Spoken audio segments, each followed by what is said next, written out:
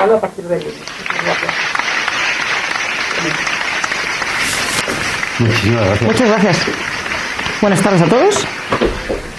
Y bueno, gracias lo primero a los que habéis venido por darnos vuestra tarde el sábado, gracias al Ayuntamiento, a Cultura, por preocuparse de dar a conocer, bueno, ya lo ha dicho nuestra presentadora, a las mujeres. Si ya es desconocida la historia de América en general, porque se desconoce todas las cosas buenas que se hicieron, los hospitales, las universidades, las más de 500 ciudades, 30 de ellas patrimonio histórico de la humanidad, los caminos, los puertos, acueductos, en fin, todo lo que se hizo bueno en América.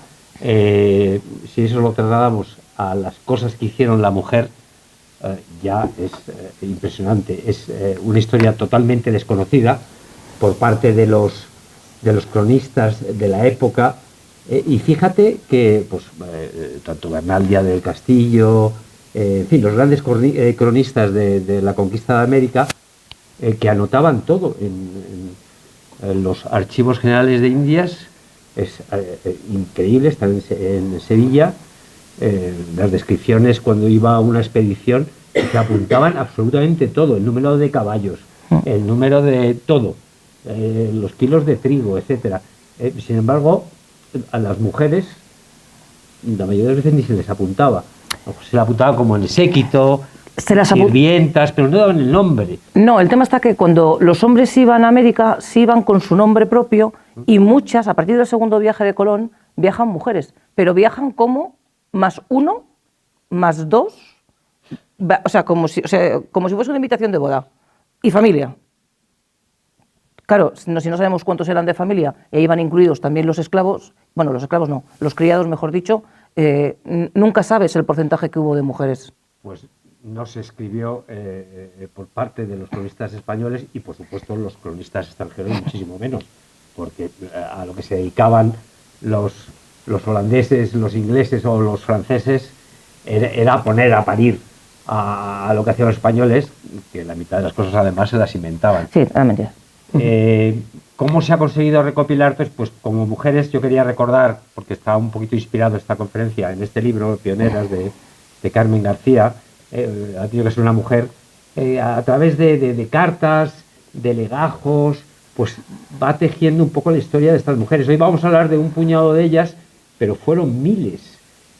Muchísimas de ellas, hay de todo, ¿verdad? Sí. Tenemos soldados, sí. Tenemos médicos, enfermeras, costureras. La mayoría, un buen número de ellas, casi la tercera parte, morían, si no morían en el viaje, ya en la navegación, morían al llegar por las enfermedades. Y por hambre. Por hambre, por los ataques en fin. Era realmente una auténtica odisea. A mí me ha inspirado mucho lo que he leído en esa placa al entrar de Carmen Martín Gaite, sí, sobre las ataduras que nos ponemos cada uno. Desde luego, estas mujeres no se pusieron ninguna atadura. Es más, siglo XVI fue una auténtica revolución de la mujer en el mundo. Probablemente la primera. Es importantísimo, porque el siglo XVI, ya sabe, a raíz del descubrimiento de América, digamos que empieza el Renacimiento. Antes de eso, bueno, pues el 96% de la población eran campesinos, los llamaban los pecheros, los que pagaban impuestos. Y el resto, los hombres, pues o se dedicaban, eran nobles, o se dedicaban a las armas, o al clero. A la mujer lo único que le quedaba era casarse, o casarse con en fin, encontrar un marido, o casarse con Dios, que era entrar en un convento. Pero las que fueron a América, bueno, realizaron hazañas y desempeñaron papeles que jamás se habían desempeñado. Y hoy vamos a ver un poquito. Es más, en el siglo XVI en España, estamos al final de la Reconquista, se repuebla todo de norte a sur. La mujer, si era soltera, estaba tutelada por el padre, y si estaba casada, estaba tutelada por el marido. O si estaba soltera y era religiosa, por la congregación. ¿Cuándo alcanzaba un poco de libertad? En el momento en que se quedaba viuda. Pero hay que recordar que no se heredaban los bienes del marido, no siempre. Tenía un fideicomiso, no heredaban la gran herencia. Cosa que en cuanto llegan a América, ahí sí se cambian las leyes. Y ahí sí empiezan a heredar. Y hay verdaderas fortunas en América, gestionadas y el patrimonio por mujeres. Hay virreinas.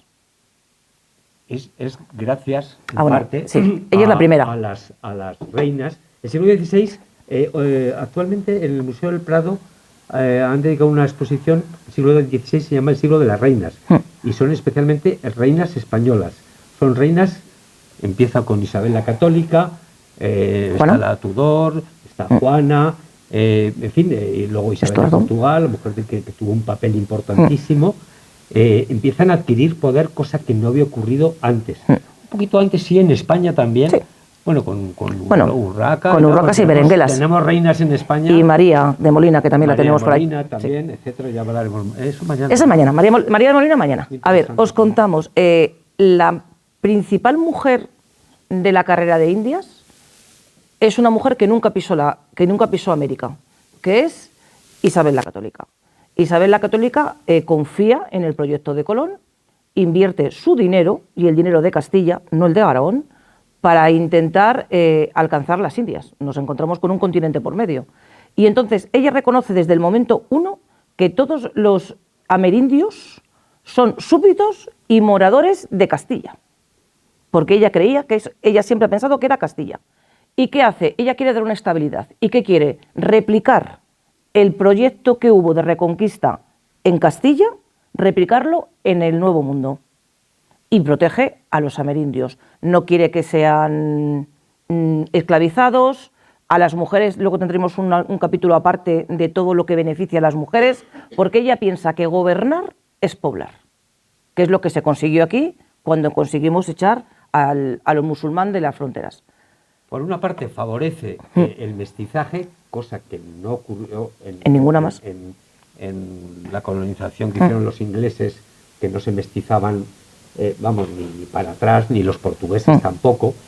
Fíjate que, lo veremos, el primer matrimonio interracial es en 1500, ahora no recuerdo la fecha, la tenemos en colonias. Luisa de Ábrego, un segoviano y una de Jerez de la Frontera que era de raza negra. En Estados Unidos fue en 1565. 1960, o sea, casi 500 años después que lo hicieron los españoles. Es decir, favorecían el mestizaje, pero demasiado mestizaje tampoco. Bueno, a ver, es que tampoco, se estaban mestizando demasiado.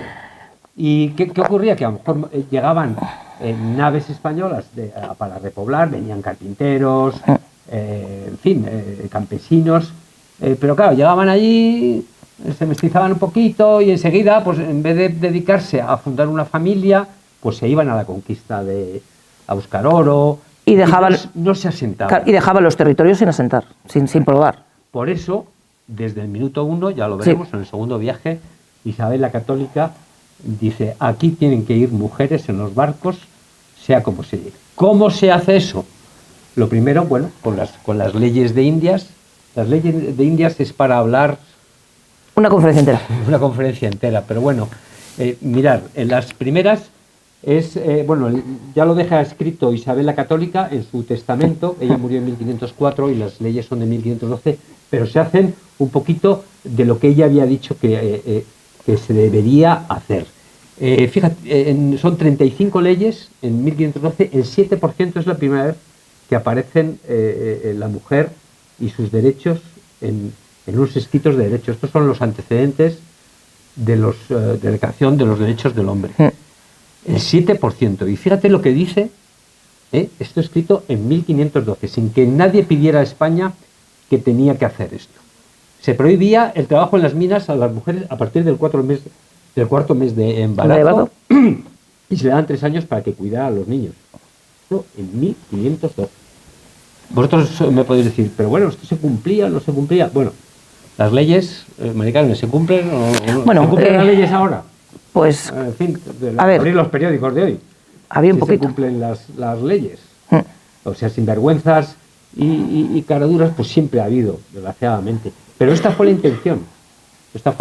Luego, las leyes de Indias se fueron reformando. Esto es bastante complejo y muy interesante de explicar, pero hoy, como queremos hablar de las mujeres, no queremos Pues- detenernos demasiado, pero fijaros que luego, unos años más tarde, ya el 75% de los artículos ya aparece la mujer, sus derechos, el derecho a escolarizarse, y qué bien lo hicieron, además las mujeres, que luego veremos.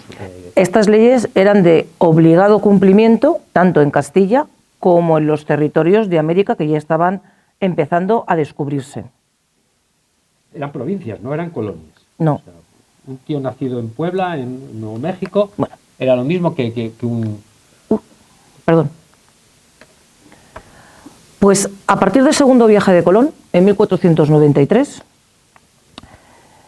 ya viajan de 1.200 a 1.500 pasajeros. Entre ellos ya viajan un montón de mujeres. Como hemos contado antes, viajaban con el símbolo de más el señor que iba en la cuota, que iban metidos en la nómina del Estado. Casi todo eran comerciantes, era lo que viajaron en el segundo viaje de Colón. Con Colón, en concreto, viajan María Fernández, Catalina Rodríguez, Catalina Vázquez y María de Granada. Las 4 comerciantes con sus maridos y con sus hijos y con sus sirvientes. Era un viaje complicadísimo. A ver, el viaje también es para hablar aparte porque intimidad cero. Había una parte donde, bueno, en este viaje en concreto no, en otros se separaban los hombres de las mujeres, pero aquí por la noche sí se separaban hombres de mujeres, durante el día convivían juntos, se juntaban a la hora del desayuno, que al principio la comida era abundante, y luego ya empezamos pues a no comer también, a racanear lo que había. Pero claro, cada persona tenía que llevar su comida para el viaje. Lo que llamaban el matalotaje. El matalotaje. El matalotaje. Y luego después se juntaban al Ángelus, luego a la comida, a la cena empezaban, pues estaban prohibidos los juegos de cartas en los barcos, pero eso no es cierto. Se jugaba las cartas en los barcos, se jugaba al ajedrez, intentaban enseñar a escribir al que no sabía, pero claro, iba de 2 a 3 meses, es que daba para mucho el aburrimiento, porque los marineros tenían su función de marinería, los soldados función y sus ejercicios de guerrear, pero el resto era gente ociosa. Y el día es muy largo en un barco. En un barco de aquellas características. Se favoreció mucho a las mujeres que viajaran gratis. Era un viaje que Sí, era costaba gratis. entre 50 y 60 ducados. Es muy difícil decir, bueno, ¿cuánto eran 60 ducados en el siglo XVI? Es difícil, pero haciendo un cálculo así un poco grosso modo, era como si pagarais 7.000 euros de hoy en día para viajar, que no los tenía casi nadie. Luego había que viajar, pues si tú venías de Burgos, pues imagínate, los barcos salían de Sevilla. De Sevilla. Luego ya salieron de Sanlúcar. De Sanlúcar, cuando ya los barcos tenían más calado, pero al principio salían de Sanlúcar, eran barquitos que no necesitaban mucho calado, o sea, que no fuera muy profundo, y podían salir de Sevilla. Sevilla, desde luego, además se convirtió en la gran capital, como puede ser Nueva York. Sí. Era un centro ahí llegaba todo el mundo. Por eso la mayoría de las mujeres que fueron a América venían, había muchísimas andaluzas y extremeñas. Lo más cercano a Sevilla. Y a medida ya que luego ya salieron barcos de La Coruña, salieron muchos también, luego ya de Cádiz, ya pues de todo el resto de España.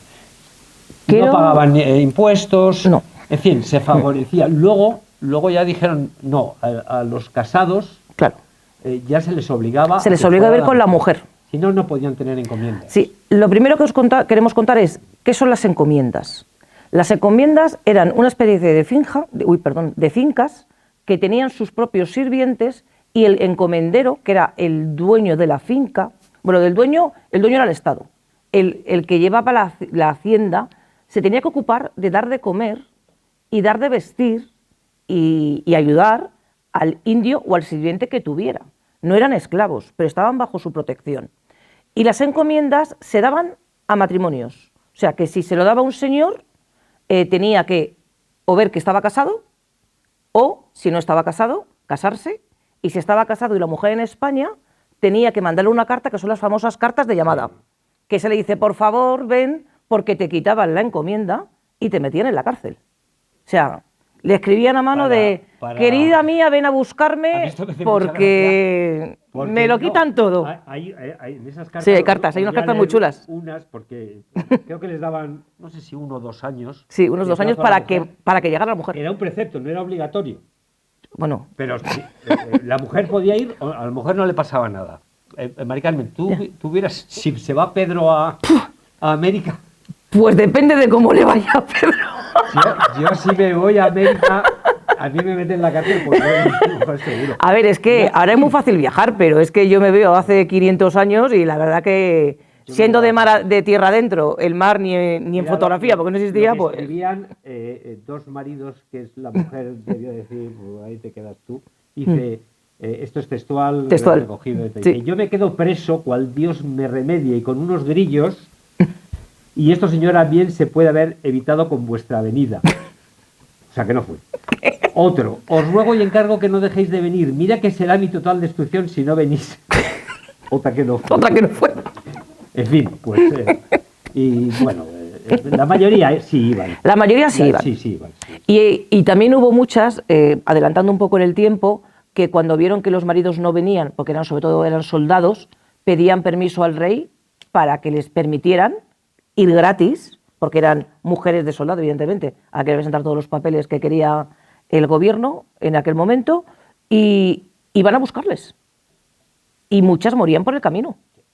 Y sus hijos también. Sí, viajaban con... O sea, a ver, igual que morían los hombres, morían las mujeres, quiero decir. Esto... El índice de mortalidad era, pues de cada 10 que iban... Y luego, a partir de la tercera semana, empezaban las enfermedades en el barco, de disentería. Y claro, cuando llegaban a las costas... Llegaban muy flojitas y... No, pero cuando llegaban a las costas, lo primero que encontraban, que como no había asentamientos, porque no había mujeres para poblar, es que me salía la palabra, se morían de hambre, literalmente, porque la comida se la habían comido en el barco. Llegaban y no había nada que cosechar.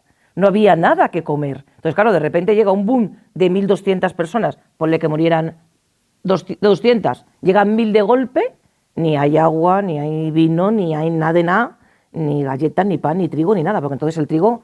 Bueno, el trigo lo introduce una que luego contamos. Había una enfermedad que llamaban a los que llegaban los chapetones. Sí. Eran unas fiebres, se les ponía así y en una semana morían. O sea, que había que pasar primero la travesía y luego los 15 días de adaptación. Que era tremendo lo de la adaptación. Bueno, vamos a hablar ya de... Venga, nos metemos ya en personajes. De algunas. María de Toledo es, digamos, la mujer con más alcurnia que fue a... Los reyes católicos tampoco estaban muy interesados en crear ahí otra aristocracia, otra nobleza.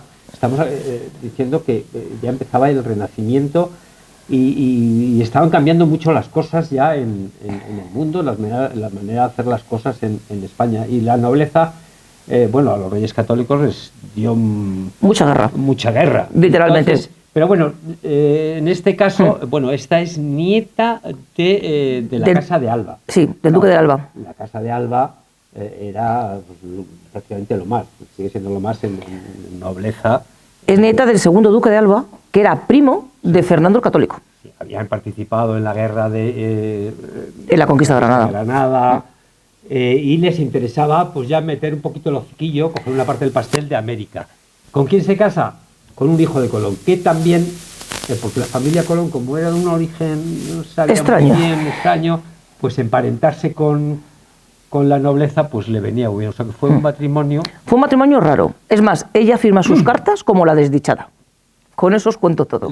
Ella misma firma las cartas como María de Toledo la desdichada. Porque, bueno, Diego Colón, sabéis que los Colón, tanto el padre, bueno, los reyes católicos, le habían dicho que iba a ser el gobernador de todo, llevándose, luego le dijeron que no, entonces él se fue a España un poco a litigar con sus derechos y se tiró, claro, no sé, estuvo 6 o 7 años. Muchos años. ¿Quién se encargó de la casa durante esos 6 años? Ella. Cosa que esto no ocurría en Europa, pero en América sí. Veremos que luego hay gobernadoras, en fin, de todo, bueno, que se hacían cargo ellas. Cuando muere Diego Colón, que ella se encarga de gobernar, la encomienda que tienen, importante porque era el que estaba allí de virrey, pues todos los hijos que tiene María eran menores de edad. Con lo que, ¿qué hace ella? Pues vuelve a España y se dedica durante 10 años a litigar contra el fisco real.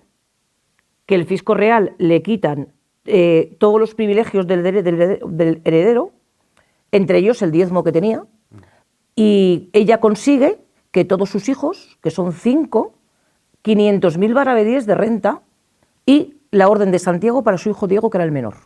Pero lo importante... Bueno, y cuando vuelve, después de 14 años fuera, se encuentra que la finca que tenían está arruinada, porque todo el mundo ha metido mano, los propios de la finca y los extraños, y los tiene que volver a levantar.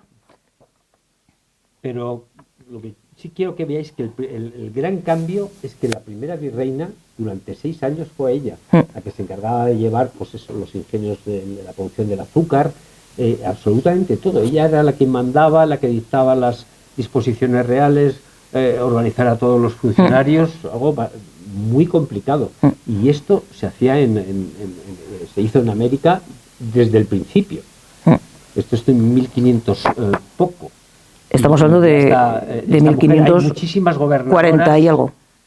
42. Me estaba acordando ahora, eso yo creo que lo contábamos en otra conferencia de Isabel de Manrique, también gobernadora de la isla Margarita, donde contábamos la historia de las joyas. De las perlas. De las perlas. De la peregrina. De la peregrina. Es una historia esa también es muy curiosa.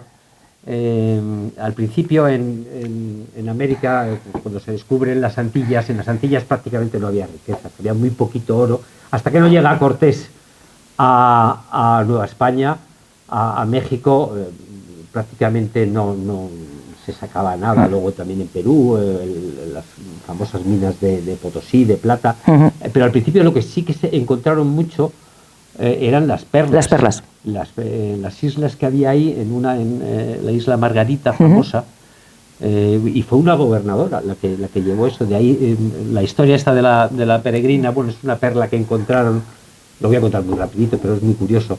Encontraron una perla preciosa, se llama la peregrina, no porque que luego sí peregrinó, sí, peregrinó.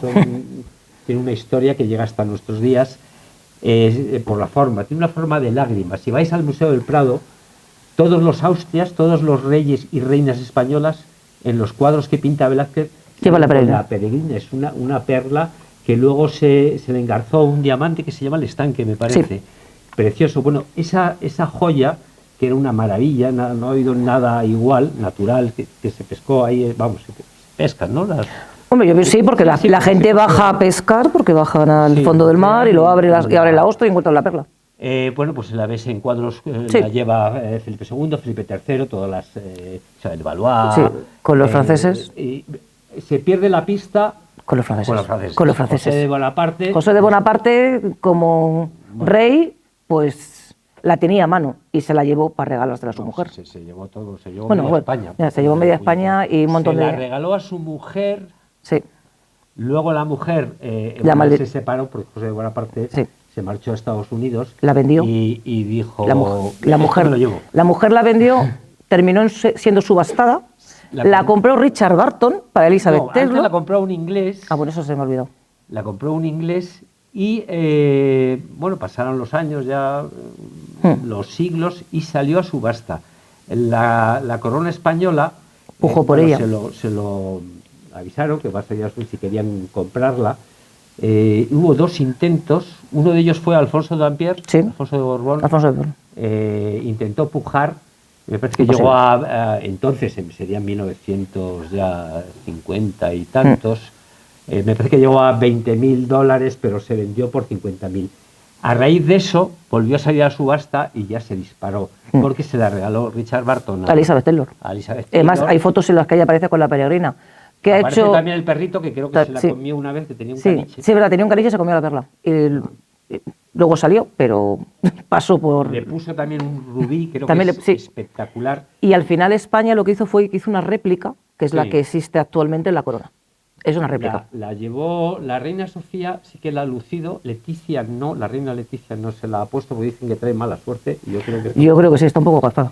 Y la auténtica, porque esa sí que es la auténtica, creo que está en manos de un árabe. Salió por $9 millones. No sé, pero me parecen muchos millones para una cosita así.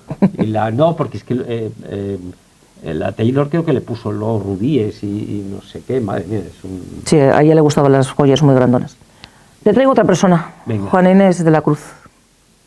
Vas a leer tú ¿Lo voy a leer yo? Lo que Venga, escribió esta mujer. Bueno, os contamos que Juana Inés de la Cruz es una amerindia, nació allí. Entonces, y aparte de que escribía en castellano, también escribía en el idioma natal de ellos, que es el natual, creo que se pronuncia así, que es que es la lengua nativa de allí.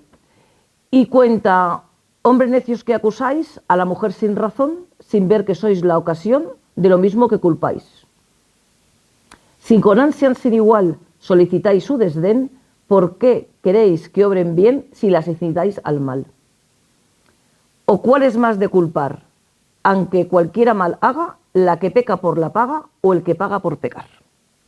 Estamos hablando que esto se escribió en el siglo XVI, en 1654. Ella creo que debía ser listísima, muy inteligente, estudiosa, sabía latín, griego. Con 3 años aprendió a leer y escribir. Con 8 años escribía a los virreyes de Nueva España los discursos, las loas. Era queridísima por todos, debía ser un auténtico portento. Le dijo a su madre que ella quería que le cortara el pelo, que quería ir a la universidad, que quería aprender. Claro, lo único que le quedó en aquella época era ingresar en un convento. Creo que empezó en las Carmelitas. Las Carmelitas tienen... es más, ella fallece en el convento de San Jerónimo. Sí, es que luego se hizo Jerónima, porque las Carmelitas son muy estrictas. Murió muy joven. Murió muy joven y dejó cerca de 87 volúmenes de prosa escrita. Vamos, además, que escribió. ¿Cómo se llama? ¿Tienes la chuta? Es que no, me ha hecho gracia porque el otro día me enseñó mi mujer, que es profesora, para hacer ahora el ingreso de teatro. Les piden a los aspirantes que se preparen unas obras, y una de las obras bueno, tiene... es de Juana Inés de la Cruz. Tiene... Es de las primeras mujeres... Hombres necios. Esto es la redondilla de Hombres necios, que se titula así. Sí, Los empeños de una casa. Los empeños de una casa. Es la obra. Y los papeles principales, protagonistas, son mujeres, cosa que antes era rarísimo encontrar. Y esta mujer lo hizo. Era muy conocida también en Portugal. Tiene un librito, si os gustan los enigmas, se lo regaló a una abadesa de un convento, de un monasterio en Portugal, que se llaman Los enigmas de Sor Inés de la Cruz. Son 20 acertijos. Los podéis, si googleáis un poquito y os gustan los acertijos, buscarlo, y está muy bien, es muy, muy curioso. Escribía como podía hacerlo perfectamente Lope de Vega, porque además escribió de todo. Sí, escribió todo. Escribió todo. Eran autos sacramentales, escribía lírica, prosa, de todo. Impresionante lo de Juana Inés de la Cruz, muy poco conocida. Muy poco conocida. Bueno, pues esta que viene aquí también es muy poco conocida, con un apellido muy ilustre, pero se sabe poquísimo de ella. Se sabe que era hija de Rodrigo Ponce de León, uno de los capitanes de los Reyes Católicos en la toma de Granada, que a la muerte de su padre hereda una gran fortuna, y ella, ¿qué hace? Como es noble, no le pasa como al pueblo llano, se convierte en armadora y tiene 2 barcos, uno que se llama el San Cristóbal y otro que se llama la San Telmo. Y con ellas comercia con todo, con loza, cosméticos. Cosa que es que esto en Europa es que no ocurría, no pasaba. La única que ha habido, porque luego después la ley ya se encarga de cerrar ese camino a las mujeres, porque quieren que la dueña del barco sea también el patrón del barco. Pero claro, ella estaba en Sevilla, ella no se movía de Sevilla, mandaba los barcos. Y yo he leído, preparando la conferencia, que la San Telmo una vez se extravió y llegó inclusive a la Antártida. Eso dicen, por eso dicen, ¿verdad? Pero no hay constancia por escrito, con lo que me da anécdota de una anotación en un libro. El comercio que se hace... Esta es la San Telmo, ¿eh? Entre las Indias, ya sabéis, los que han trabajado en el transporte saben que viajar con aire, o sea, no puedes llevar un camión vacío, porque palmas dinero. Entonces, llenaban los barcos en los de viaje de ida y volvían también cargados con mercaderías. ¿Y qué enviaban de la península? ¿Qué faltaba? Pues faltaban muchas cositas allí. Ahí tenemos la loza andaluza, Sí. era muy considerada allí, incluso por unas figuritas las jarritas de barro. Esto es muy curioso. Sí, esto es curioso. Se ve en el cuadro de Velázquez en las Meninas. De las Meninas, se ve a Margarita de Austria, si os fijáis. Con un jícaro pequeñito de barro en la mano. Bueno, ¿y para qué usaban las mujeres de la época? Varias cosas. A mí me parece, en el siglo XXI, me parece una verdadera burrada. Pero, claro. ¿qué hacían? Se tomaban arcilla para estar más blancas. Lo que pasa que, claro, luego tenían unas contraindicaciones importantes. Entonces, todas estaban tan pálidas porque se dedican a comer barro. Sí, porque es barro blanco, arcilla. Lo dice Lope y de lo Vega, dice Lope de Vega. Niña de color quebrado. O tienes amor o comes barro. Creo que lo hacían también para la menstruación. No sé, pero yo creo que eso no debe ser sano bajo ningún concepto. ¿No? Creo que era una no sé qué nutrientes, pero vamos, la gente se quedaba pálida, pero creo, hombre, yo pienso que algún problema estomacal y por eso te quedabas blanca, porque no había manera de que... Miel, azafrán. Sí. Azafrán es la única especia que está aquí. Que está en Europa y sobre todo en España, que se lo dieron a los de Consuegra. Sí, ya te digo yo. Y de esta señora poco más se sabe. Pero fijaros, una empresaria ganó mucho dinero. Sí, esta ganó mucho dinero, sí. A nada que te hicieras un viaje bueno de ida y otro bueno de vuelta, tenías para tus... Esta es una de las que le gusta a Fran. Bueno, María este es el que me has encontrado tú, sí, que le he encontrado. Este famoso... Eso lo llaman el lienzo de Tlaxcala. Yo no sé, debe tener como 500 y pico años. ¿Veis esta señorita que se ve ahí detrás? La figura es... A ver. Tú tienes un puntero, ¿verdad? Sí, yo tengo un puntero. Bueno, tengo un puntero, pero... Veis, aquí hay gobernadoras. Esta es soldado. Esta es una mujer. Y esta es María Estrada. Esta es... unos dicen que es asturiana por el apellido, otro que es sevillana. Yo nada más que sé que acompaña a Hernán Cortés. Antes de acompañar a Hernán Cortés... Bueno, estuvo... no, es verdad. Naufraga, es verdad. Y la encuentran... Sí. O sea, hay una historia para hacer películas. Esta señora naufraga en las costas de Cuba y vive 8 años con los nativos. Y luego después... Creo que bueno, debe ser guapa o creo que se casa con un cacique de allí que la protege. Hombre, sí, me imagino. Y luego se reengancha a la expedición, a la de Narváez, que iba a México, enfrentarse con los mexicas, con Cortés. Pero al final acompaña a Cortés. ¿Y de qué manera, además? Bueno, es más, ella está junto con su marido en la Noche Triste. Sí. La Noche Triste, que se llama así porque Cortés lloró lo que no está en los escritos por la cantidad de muertos castellanos e indígenas que hubo. Porque fue una matanza que se llamaba la batalla de Tenochtitlán. Después, Tenochtitlán. A mí me sale horrible igual el Tenochtitlán. Escucha, no me lo hagas repetir, que no me va a salir. Aztecas. Esta, de las pocas veces que los mejores cronistas, Bernal Díaz del Castillo, hace referencia a una mujer y lo cuenta ahí, con espada, a caballo, con escudo, batiéndose. Incluso en un momento que se van a retirar los hombres, ella dice, aquí no se va nadie. Y es ella la que hace frente a... Es que eran miles. Ella con una espada, imaginaros. Y sobre todo, que iba vestida de mujer, no iba vestida de hombre como luego veremos en algún otro caso. Ella era una mujer vestida de mujer en compañía de ellos y fue premiada por méritos de guerra. O sea, fue premiada como un soldado de verdad. Sí, luego además termina sus días fundando Puebla, que es una de las poblaciones más, ciudades más importantes de México. Ahí tuvo una encomienda y bueno... Muere con 50 años por el cólera y está enterrada en la Catedral de Puebla y desgraciadamente sus huesos se han perdido en una de las remodelaciones que tuvo la catedral. Hola. Más soldados. No, bueno, esta es de armas tomar. Esta también. Sí. Esta es de armas tomar. La mayoría, bueno, luego hay otras. Sí, es que hay un par de ellas que... Son de mujeres de mecha corta. Sí, estas...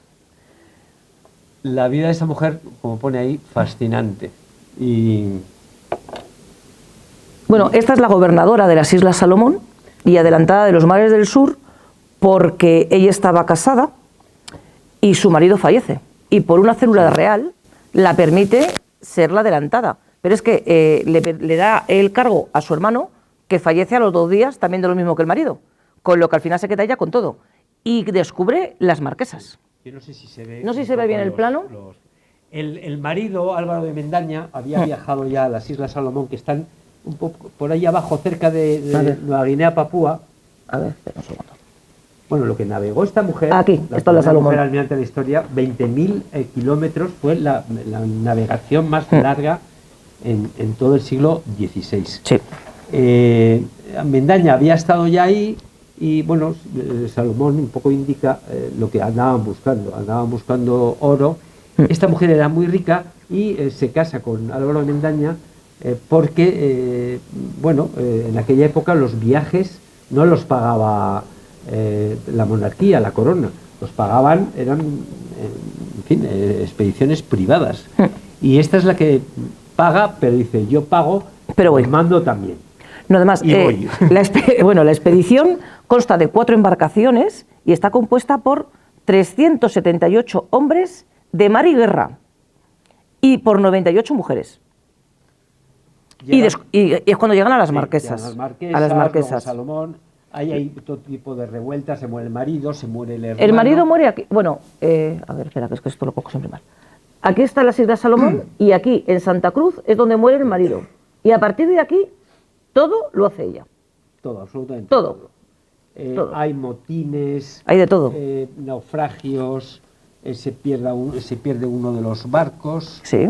Que creen que llega a Australia, sí. Porque luego se encuentran restos allí, o sea que les dicen los ingleses que fueron ellos los que llegaron antes, de ninguna manera. Y luego después ella llega hasta Filipinas. Creo que era, en fin, para llevar una expedición así, o eras, en fin, no sé cómo decirlo, muy recio, no sé, o eres un cabrón, pero o el motín, vamos, es que te echaban por la borda. Cuentan, yo no sé si era cierto, pero bueno, cuentan que uno de los hombres que había tenido un hijo, en uno de los momentos que desembarcan, ella prohíbe que nadie desembarque porque era peligrosísimo, él parece ser que va a buscar leche de coco para el hijo y desobedece a Isabel de Barreto cuando viene con la leche de coco. La leche de coco se da al niño y al padre le cuelgan de palo mayor. Un palo. Sí. Es que había que ser así. Sí. Se supone que es una señora que tenía una naturaleza un poco díscola y levantisca, y había que tener un pelín de mano dura. No, es que si no, vamos, es más, ella se vuelve a casar en Filipinas y vuelve a crear una expedición y vuelve a embarcarse, porque sigue mandando. O sea, es que esta mandó siempre, con los 2 maridos. Ganó. Bueno, tuvo una encomienda. Dinero. Sí, ganó mucho dinero y tuvo una encomienda. Ganó dinero. El viaje de vuelta, veis que se hace por arriba. Esa travesía, lo que llamaban el tornaviaje, había sido descubierto hacía muy pocos. Antes la gente que iba atravesaba desde el Pacífico, que se llegó a llamar el Mar de España, no sabían volver, no encontraban la ruta, los vientos adecuados, y no fue hasta 1550 aproximadamente cuando Urdaneta, un navegante, descubre, en fin, por arriba unos vientos favorables, igual que los alisios que te llevaban a América, estos te traían otra vez a Acapulco. Este viaje cambió la manera de comerciar en el mundo. Hay un documental muy bueno que se llama La primera globalización. ¿Sí? Esto fue lo que enriqueció realmente a España, porque los barcos salían de Nueva España o de Perú, salían cargados de plata, que había muchísima. Es que dicen el oro, no era oro. Fue plata. Fue la plata. Salían los reales rumbo a Filipinas, y en Filipinas todas las sedas, en fin, la mercadería de China, los chinos solo querían ver la plata, vendían sus cositas, lo mismo que ahora que vienen contenedores, y ese barco volvía a Acapulco y de Acapulco a Europa. Es más, en aquella época, la globalización. En aquella época se acuña el real día 8, que es una moneda de plata, que es la predecesora del famoso dólar de plata americano. Y los indios y los chinos solamente querían el real de A8. Era la moneda mundial. Todo era real de A8. Como el dólar, como el actual dólar, sí. Estuvo pues casi 400 años. 400 años. Con curso legal. Una moneda. Luego cuando llegaron los ingleses que no tenían plata. No, pues esos tenían especies. Esos lo que tenían es luego, bueno el té. Más lejos, esto luego hicieron una guerra del té y el opio, que es otra cosa. Quisieron pagar con droga. Sí.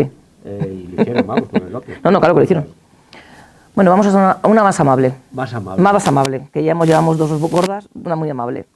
Catalina de Bustamante. Catalina de Bustamante nació en Badajoz, en Llerena. O sea que también tuvo que andar un poquito hasta llegar a Sevilla. Y ella embarcó en 1514 con su marido, sus 2 hijos y sus 2 cuñadas. Se los llevó a todos.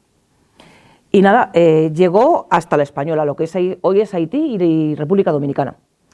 En viuda, y para subsistir, empieza a dar clases a las mujeres que querían y a los jóvenes capitanes de barco que querían aprender a leer y a escribir. En aquella época Hernán Cortés está muy preocupado porque empieza a haber demasiado mestizaje y ya aquello pasa a ser un pelín peligroso.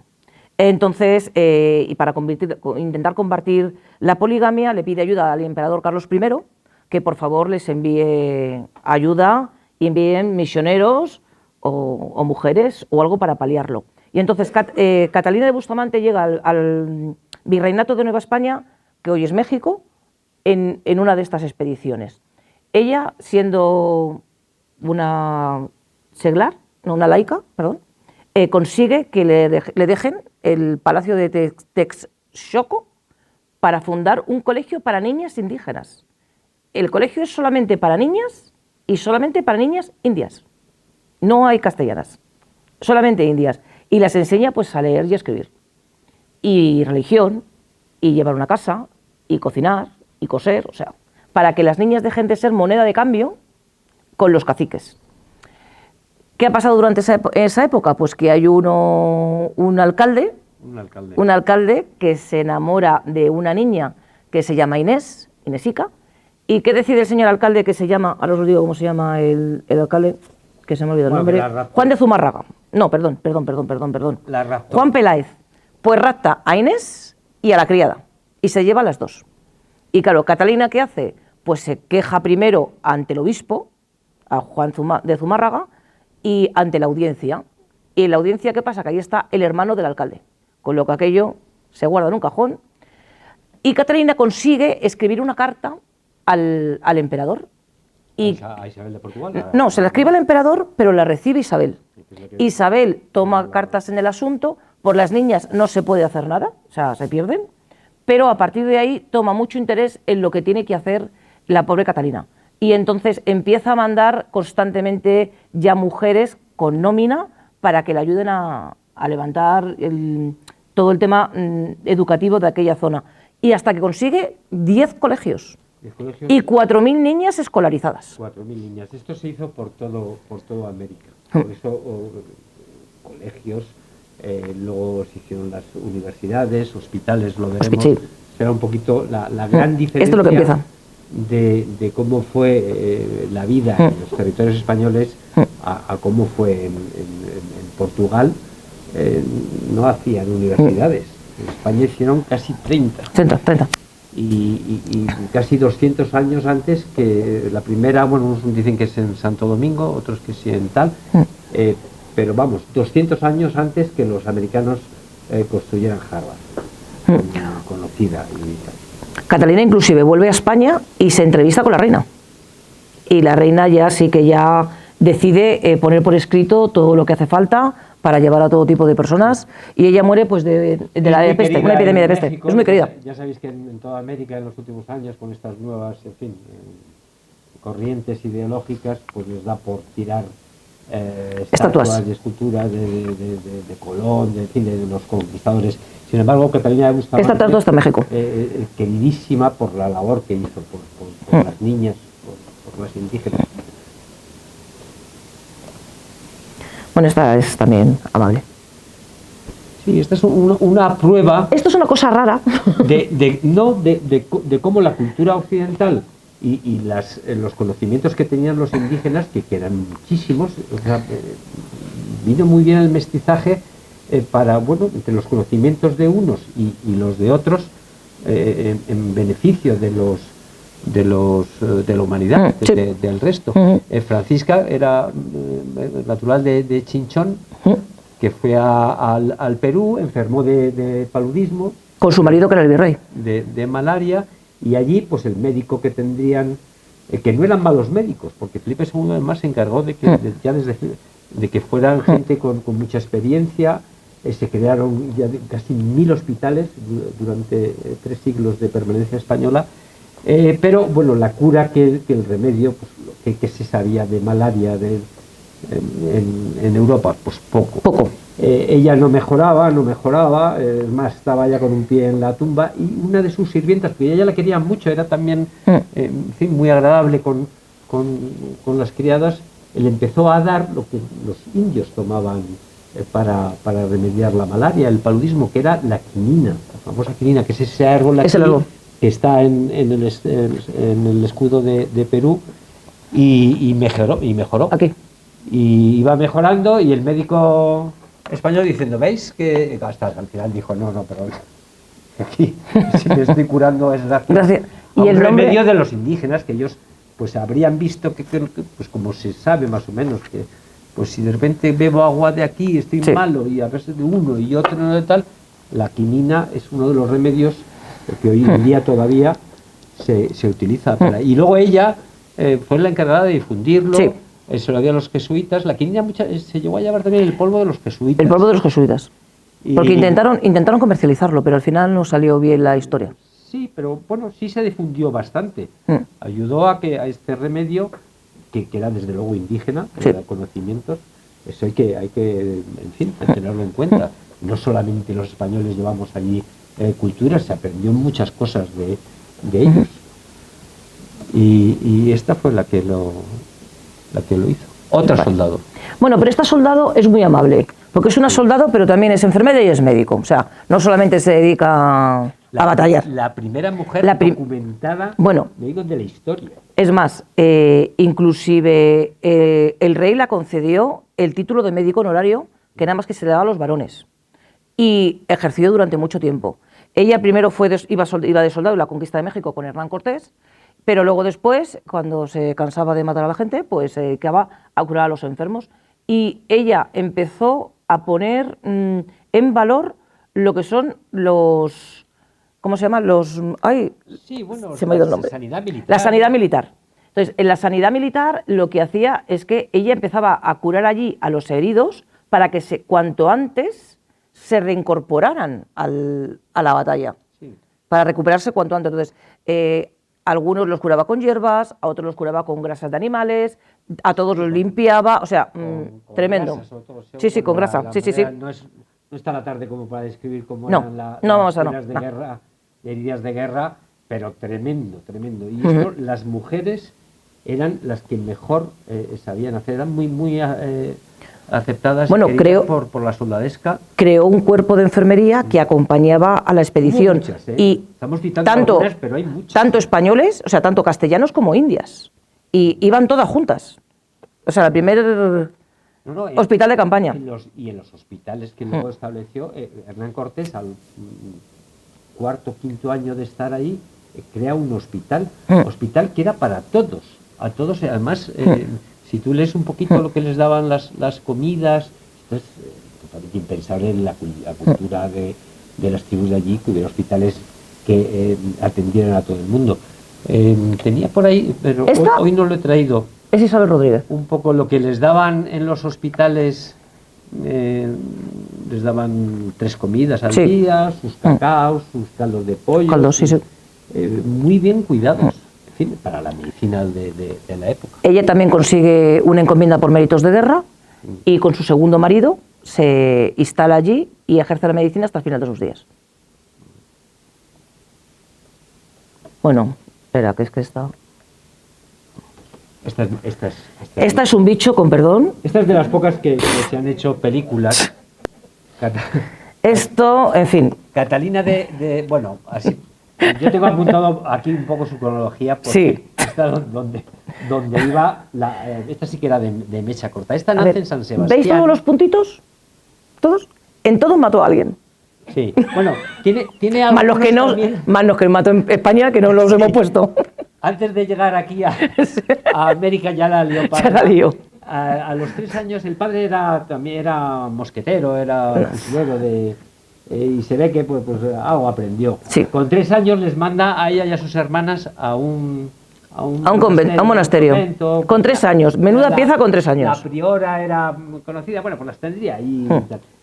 No podían con ella. No podían con ella. No podían con ella. Ya la mandaron a un convento, a un monasterio. donde no hubiera niño porque que no podía. Bueno, pues tampoco. No, es con el monasterio, que estuvo hasta los 15 años, Sí. se pegaba con las otras y estaba siempre en su celda castigada. Siempre. ¿No? O sea, Siempre. Tremendo. Tremendo. Con 15 años se escapa, se Sí. va andando desde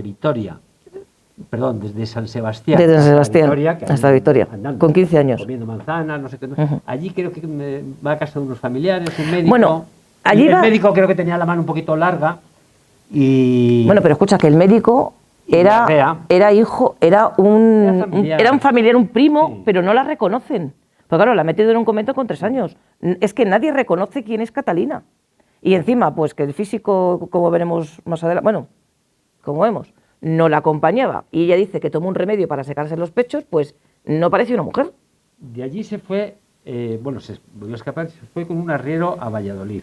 ¿A qué roba? Estuvo 7 años, a uno le roba, hay una pelea muy graciosa en un corral de comedias, Sí. porque esto ya no dejaba ver A uno. y tiene una pelea y le corta la cara. Y además la meten en la cárcel, Le meten en la cárcel. la meten en la cárcel hasta que el chico sana. Sí, no Cuando pasó se le nada. cura el corte, Un par de ella meses, sale sí. y encima el que es herido va con 2 amigos a buscarla.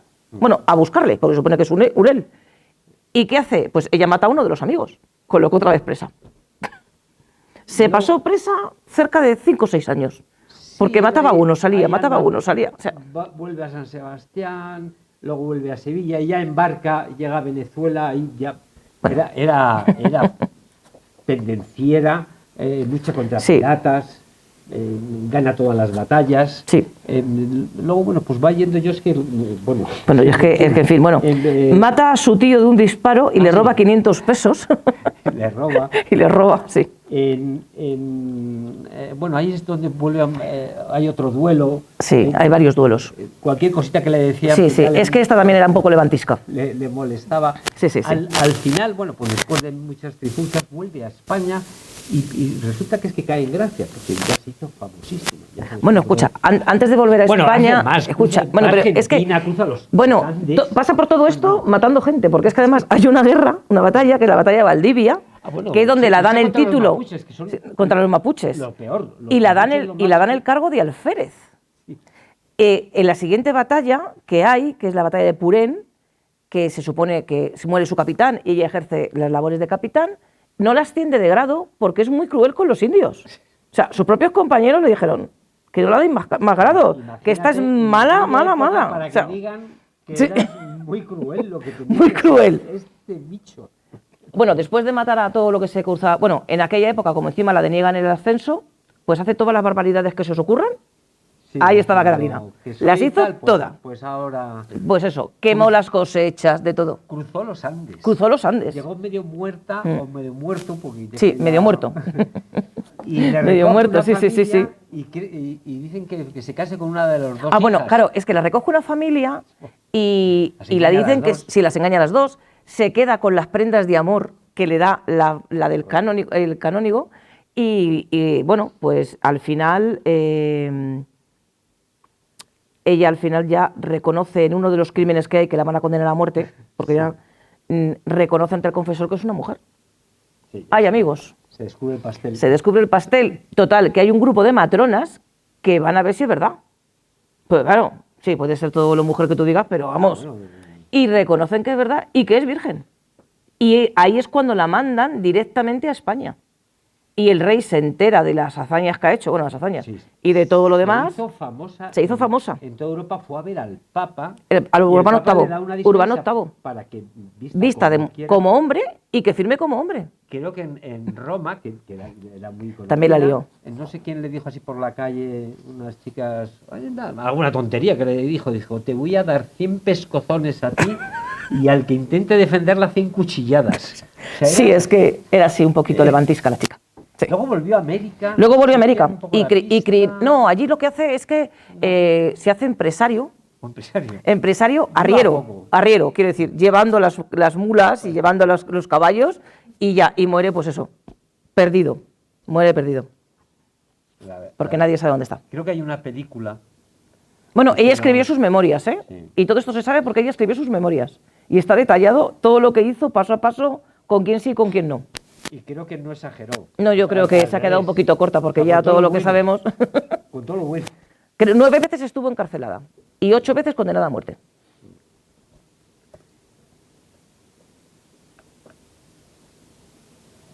Sí, este es otro ejemplo de Ana de Borja, que era familia de los Borgia, era de Gandía, el que luego fue, no sé si era un tío abuelo, el Papa Borja. Sí. No, o más, bisabuelos. Bisabuelo. Bueno, esta señora llega a ser gobernante de Perú porque está casada con su marido, virrey de Perú, nombrado por Mariana de Austria cuando está en la regencia del vástago de Carlos II. Y lo que ella no fue una figura decorativa como otras, sino que aprovechando que había un levantamiento y el virrey se fue a intentar apaciguar los ánimos, pues el pirata Henry Morgan, pues decide atacar Panamá. ¿Y qué hace ella? Ha dicho, esta dijo, en mi turno no. Y mandó pertrecho, se frenó completamente. Organizó toda la defensa. De Perú, cuando ellos llegan, sí. Estos eran de Condesa de Lemos, de Perú. Eran de muy buena familia. Cuando llegan a hacerse cargo del virreinato, que era de los que, en fin, se supone que eran mejor organizados y que daban más riqueza, era un auténtico desastre. Sí. Como el marido, como tú has dicho, estuvo 7 años fuera. El virreinato de Perú, o sea, es que llegaba desde Panamá hasta casi lo que es Chile, o sea, era inmenso. Ecuador, Bolivia, parte de Brasil, era inmenso. Pues esta solita es la que se encarga de reorganizarlo todo y mientras tanto, pues eso, combatiendo a piratas. Allá de Morgan. Luego también ha sido muy maltratada también muy olvidada por los escritores, no españoles, sino luego yo cuando la independencia se intentaron burlar de ella, le llamaban la patona, no sé qué, no sé cuánto, y fue la que volvió a resucitar al virreinato de Perú, que era de los más ricos. Lima y México, estas dos ciudades, en esta época, le daban 10 vueltas de riqueza y de suntuosidad y de todo, por supuesto a Madrid, Sevilla, París o Londres. O sea, eran unas ciudades impresionantes, con los años, las primeras que tuvieron teatros, las primeras donde había imprentas, una riqueza de cultura, en las calles saneadas, unas avenidas, era precioso. Fue gracias también a mujeres como muchas. De Perú, como hemos visto. Ella lo que consigue es que se canonice a Santa Rosa de Lima, que luego hablaremos de ella. Y hay que decir que como fue gobernante, tuvo que tener juicio de residencia durante 3 años. Y cuando terminó, se cogió a sus hijos, al cadáver de su marido y se volvió a España. Murió en Madrid y está enterrada en Monforte de Lemos, que actualmente hay un museo de arte sacro, aparte de la tumba de los... porque como es condesa de Lemos, es condesa de Lemos y duquesa de no sé dónde, o sea, tiene 2 títulos nobiliarios. Lo que condesa de Lemos. Al principio de la conferencia, de si se cumplían las leyes allí, que los intentos de que hubiera igualdad, pues todos los gobernantes, todo el que tenía un cargo público en América, cuando dejaba el cargo, lo que ha dicho Mari Carmen, se sometía al juicio de residencia. Durante un año ellos tenían que permanecer allí, no se podían ir antes. No se podían ir antes. Tenías que volver. Tenías que volver. Y la gente presentaba sus reclamaciones. Y sus quejas. Había juicios y era durísimo, era muy estricto. Cualquier reclamación, o sea, en fin, y el que no los cumplía, ojito, porque allí no es como ahora, que hay suplicatorios y no sé qué, no sé cuánto, allí directamente te colgaban, así. Otra guerrera. Otra guerrera, y además esta sí que es por amor. Esta es por amor. Esta es por porque amor. hay unos que se casaban, como he visto en el caso de Barreto, sí. Para que la mujer aportara la dote. Sí. Esta se enamoró de su... No, ella se enamora del vecino, que es el encomendero. Sí, bueno. Pero es que el vecino era mucho vecino. A ver, Isabel de Suárez nace en Plasencia, en 1507, y era de clase baja, vamos, era costurera. Entonces, ella se casa con su primer esposo, con Juan de Málaga, y Juan de Málaga decide que... Bueno, de momento Juan de Málaga se embarca a Panamá y la deja sola un montón de años. Y esta ni está soltera, ni está casada, porque no hay marido, ni está viuda, ni sabe nada. Entonces, ella le pide permiso al rey para, por favor, ir a buscar a su marido. Y cuando llega a Panamá, le dicen que su marido ha muerto en la batalla de las Salinas. Con lo que le dan una encomienda. Ella se instala en Lima, me parece que se instala. Sí. Se instala en Lima. Y el vecino de al lado de la encomienda, ¿quién es? Pues Pedro de Valdivia, que es el conquistador de Chile. Se supone que tuvieron relaciones o no. El caso es, sí. Bueno, las tuvieron, pero yo creo que las tuvieron a posteriori. Sí. Al final lo que pasa es que Pedro de Valdivia inicia la conquista de Chile, porque está empecinado. Que fue dificilísimo. Difícil fue no. De lo más difícil. De lo más sangriento. Los mapuches. Los mapuches. Eran unos guerreros temibles. De hecho, la corona española tuvo que darles una especie como de autonomía. Sí. Ellos, porque un poco belicosos. No se pudo con ellos. Costó Dios. Pues Pedro de Valdivia le pide permiso al emperador para llevarse a Inés con él en las tropas. Entonces, al principio Inés era del cuerpo, o sea, iba con todas las mujeres, atendían lo que era al ejército, sin ningún problema. Hasta que... Valía para todo. Valía para todo esta mujer. El tema está que... Atravesando el desierto de Atacama. Sí.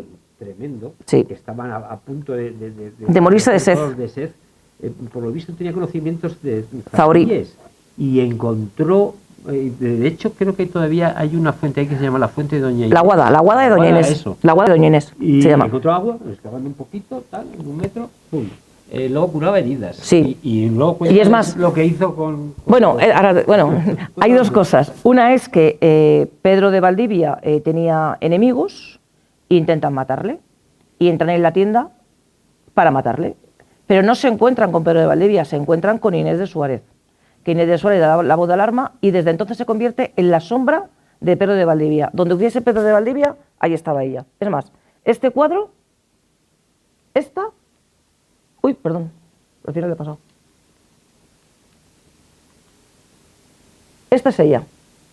Que la dibujan como si fuese un monje porque no sabían cómo pintarla. Porque no iba vestida de hombre, Entonces, esta es ella, que no se puede acercar, pero si no, son rasgos femeninos. Sí, pero la que viste de monje... Sí, esa. Bueno, habían capturado... bueno, eso después... Sí, unos...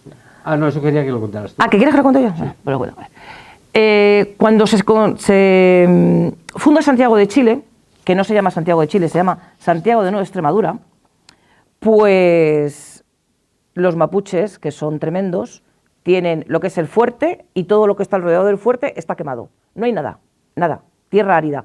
Con lo que cada vez que tienen que salir a coger provisiones, empiezan las flechas, empiezan las matanzas, con lo que muertos a aburrir. ¿Qué hace Pedro de Valdivia? Sale con 40 personas y consigue coger a 7 caciques. Sale Pedro de Valdivia para buscar cualquier cosa y una de las indias que trabajan con ellos les dicen que es una trampa. ¿Y qué hace Inés? Lo que hay que hacer es matar a los 7 caciques. ¿Cómo los vamos a matar? Se pone pues así, coge la espada y decapita uno. Y después decapita a los otros 6, claro. Y sale ensangrentada con las 2 cabezas a la puerta del fuerte y se pone, esto es lo que hace una mujer castellana. Y los indios se fueron. Y se fueron. Y la gente decía, pero ¿cómo va a ser ella la que...? Sí, que lo hizo ella. Vamos, ahí está la foto. La que va vestida. La que va vestida. Ah, va a vestir mujer. Si es que va vestida de mujer, es que no hay ninguna que se vista de hombre, salvo Tenían Catalina Daruso. unas narices. Sí, pues existen. Luego después, os acabamos de contar lo del juicio de residencia. Pues el juicio de residencia, evidentemente, Pedro de Valdivia tiene un juicio de residencia, en el cual tiene 57 cargos que tiene que prestar declaración, y 11 de ellos son con respecto a Inés. Aquí la que pierde es Inés, porque Pedro de Valdivia estaba casado. Ella estaba viuda, pero él estaba casado. Y entonces a Isabel la obligan a casarse, a Inés la obligan a casarse. Y la casan con un, ¿cómo se llama? Con Rodrigo de Quiroga, un capitán también de las huestes de Valdivia. Luego Valdivia, digamos que el karma a veces existe también. Vino la mujer que no le había hecho ni caso, se le murió y él terminó muy mal. Él termina fatal y Inés no tuvo hijos. Le cogieron, le descuartizaron. De todas maneras, ella es la primera española en llegar a Chile, que es lo que tiene, y luego después también se la reconoce que fue la primera enfermera chilena. Se la reconoce como la primera enfermera chilena y por ahí lo pone en la plaquita que hay. ¿Ves? En la placa pone: aquí reposan los restos del gobernador del Reino de Chile, el capitán general Rodrigo Quiroga, y de Inés Suárez de Quiroga, primera mujer española venida a Santiago y herida en la defensa de la ciudad. Esto es una constante. O sea, es una constante. Sabemos de Hernán Cortés, sabemos de Sí, Valdivia, de Pizarro, pero siempre hay una mujer que ha hecho tanto o más que el conquistador. Y luego veremos a Malinche. A la Malinche. Malinche con Cortés es impresionante. Sin Malinche. Uy, pues ya llevamos una hora. Rápido. Pues esta es. Más cosas que hicieron la mujer. Más cosas. Mira, Inés Muñoz o María Escobar. Se llama de las dos maneras, porque los mismos textos lo cuentan. Esta señora era cuñada de Pizarro, con lo que ella viene con su marido y con Pizarro, su cuñado, vienen a Perú. ¿Y a quién se le ocurre? Y matan, sus dos hijos mueren por el camino. Y Pizarro, como es de los que se lía, tiene 4 hijos con indígenas. Pero ¿a quién se le ocurre llevar semillas, no solo de trigo? De árboles. De árboles frutales, de olivos, a una campesina que no sabe muy bien si era sevillana o yo creo que era sevillana. Siglo XVI, es lo que ponen en todas las crónicas. Esta mujer y además, fue tremendo, cómo agarró bien y se la recuerda todavía. Sí, se la recuerda todavía. La llaman la Ceres chilena. Pues fue una mujer la que se le ocurrió llevar. Y lo que hace es que ella, cuando matan a Pizarro y a su marido, lo que hace es que intentan que ni profanen los cuerpos ni los descuarticen, con lo que ella los cuida y hasta el último momento. Y se encarga de los hijos de Pizarro. 4, 2 están legales, legitimizados, y 2 que son ilegales. Eran capaces de todo. Esta se la quiere muchísimo. Esta es patrona de América, también de Filipinas. Esto, digamos que es la Santa Teresa de Jesús. Es una vida muy bonita, a los que les guste la mística. Era muy, también alumna de, ¿cómo se llama San Juan de, tú que eres más de santos, ella era Torres? No, ella era discípula de Catalina de Siena. Sí, pero Catalina de Siena. También, yo hasta ahí tiene unas experiencias místicas muy curiosas, al que le gusta. Desde pequeñita. Que los jueves se encerraba en su celda y no aparecía hasta el domingo. Sí. Dicen que la vieron levitar. Sí. Era muy guapa, y cuando llega a la edad de los 15 años, pues que empiezan a llegar los pretendientes, ¿qué hace ella? Se corta el pelo cortito, se llena la cara con pimienta para afeársela, para echar a todos. Porque ella dice que no quiere, que ella se dedica a Dios. Y lo que tiene de milagrosa, que por eso se la concede ser santa, es que los holandeses atacan la ciudad y ella va a orar y no sabemos qué le pasa al capitán, pero el capitán se muere. Y entonces todos los holandeses se van y la ciudad le achacan a ella el milagro de que no han sido pasados a hierro y fuego por los holandeses. Hacía predicciones. Sí, bueno, se predijo cuándo se iba a morir, sí. Y se murió ese día. Sí. Igual que San Martín de Porres. Igual San Martín de Porres, pues entonces sí, es ese. Igual. Pues a ver, ahora llegamos a una que a mí me gusta mucho. La Malinche. Lo que contábamos antes, que Hernán Cortés, que cuando ya por contarlo un poco más ligeros, que vamos mal de tiempo, la mujer, bueno, porque era hija de varios caciques, la única que sabía lenguas, el náhuatl, también los de Tlaxcala, la que consigue contarle a Cortés cómo eran los pueblos, las luchas que habían entre ellos, es el que Cortés ya entonces dice, bueno, pues aquí la única manera de que 300, porque es que eran un puñado de españoles, se hagan con un imperio contra miles, era con pactos.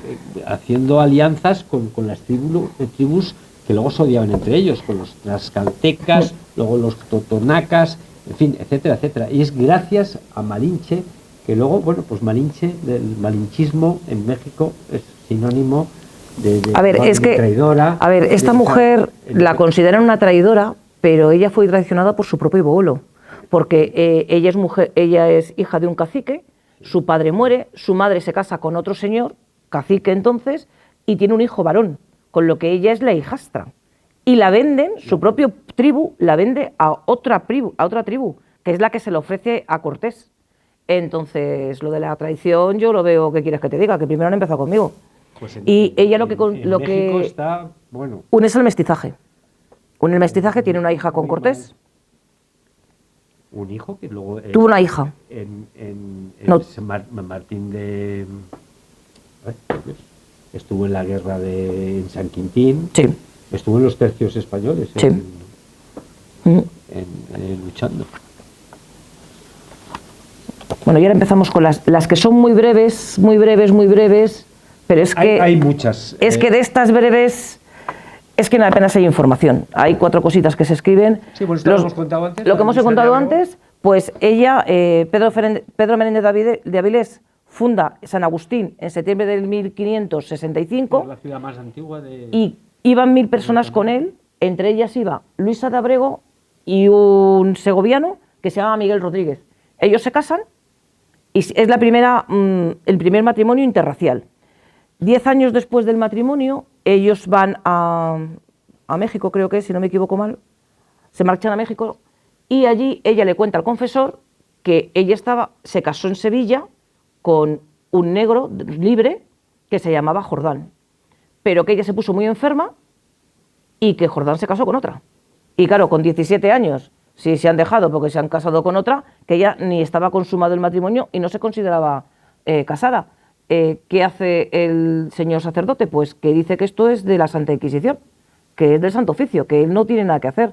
Y después de 10 años casados, pretenden anular el matrimonio. Evidentemente, Luisa y Miguel han desaparecido por México y no se les volvió a saber de ellos. Desaparecieron. Y es más, sí hay expediente del testimonio dado en la Ciudad de México el 28 de febrero de 1575. O sea, existe el papelito. Ana López. Ana López, por ir así un poquito más rápido. Enseñó a coser, montó un taller, enseñó a coser a las niñas indígenas.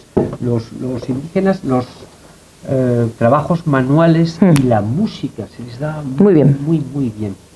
Eran, bueno, luego no hay más que ver, no sé si habéis viajado, pero bueno, todos hemos visto la artesanía peruana o de tal, es una maravilla, el cuidado, la minuciosidad que tienen con los tejidos, en parte lo aprendieron, la música se les daba muy bien los jesuitas, incluso enseñaban música barroca y ellos componían, se ve muy en la película de La Misión, que es una preciosidad de película, en la selva, ellos incluso construían con aquellas maderas, eran luthiers, construían los instrumentos y componían, se les daba muy bien una serie de...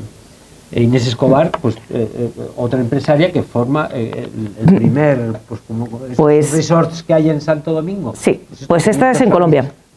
Es en Colombia y ella tiene una posadita, pues no se puede llamar de otra cosa. Su marido fallece y cuando se vuelve a casar y con su segundo marido saca adelante la posadita, que está en un sitio muy insalubre, se cambian a otro en la ciudad de Granada y allí sí que se expanden y al final se retiran millonarios. Es más, la llaman, ¿cómo se llama? La viuda de oro de Granada, hasta ese punto. Muere sin hijos y hasta un criado de su primer marido la pide en matrimonio. O sea, esta señora es rica, no, riquísima. Consigue hacer de verdad y cumple el sueño americano, siglos antes de que el término se acuñe. Es riquísima. Lo que contabas al principio, la gran revolución de las capacidades que podía tener una mujer, aquí tuvieron, eso sí, a qué costo y qué difícil, porque hacer cualquier cosa allí, pues sí. Cosa, y ya está, yo creo que esta es la última. La expedición del Amazonas, que debió ser un auténtico infierno. Esto sí que es un infierno. De Orellana, pues Ana Ayala acompañó a su marido en una expedición que debió ser. Bueno, es que en el Amazonas no nos hacemos una idea, la desembocadura del Río de la Plata tiene de lado a lado 200 kilómetros. Es que no ves una orilla, son auténticos mares. Y luego ya según vas entrando, pues claro, todavía, porque ya vienen los ataques. Bueno, el marido murió el marido muere por flechas. Pasan calor, la humedad, los bichos y las flechas envenenadas. O sea que tenemos todo un popurrí de mucho cuidado. Y muere Orellana y Ana de Ayala le entierra en la ribera del río.